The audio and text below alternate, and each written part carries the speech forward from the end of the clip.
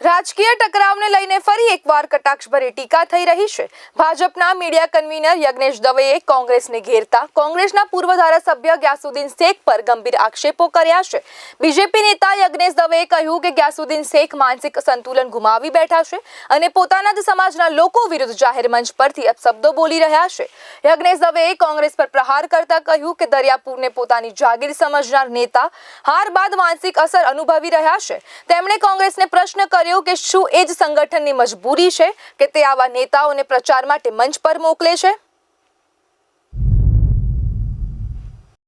પૂર્વ ધારાસભ્ય અને જે અમદાવાદના દરિયાપુર વિસ્તારને પોતાની જાગીર સમજતા હતા કે આ જગ્યાએથી મને કોઈ હરાવી નહીં શકે એવી જગ્યા ઉપરથી હારેલા કોંગ્રેસના પૂર્વ ધારાસભ્ય ગ્યાસુદ્દીનભાઈની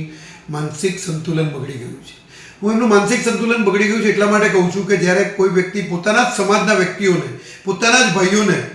અપશબ્દ બોલે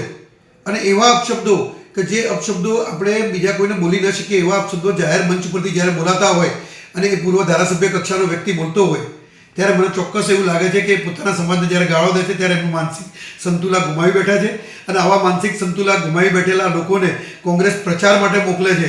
એટલે કોંગ્રેસની પણ ક્યાંક ને ક્યાંક મજબૂરી હોય કે કોઈ એક કોમ્યુનિટી માટે કોંગ્રેસ આટલી હદે ઉતરી જાય કે એ જ કોમ્યુનિટીના લોકો જ્યારે ભારતીય જનતા પાર્ટીની અંદર જોડાતા હોય એ જ કોમ્યુનિટીના લોકો જ્યારે ભારતીય જનતા પાર્ટીને સપોર્ટ કરતા હોય આદરણીય નરેન્દ્રભાઈની વિચારધારાને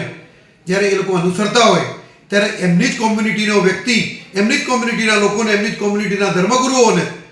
અને ન બોલી શકાય મારા જાહેરમાં એવા શબ્દોથી એ જાહેર મંચ પરથી જ્યારે બોલતા હોય શબ્દ ત્યારે ચોક્કસ હું કહું છું કે ગ્યાસુદ્દીનભાઈની મગજની સંતુલન ગુમાવી બેઠા।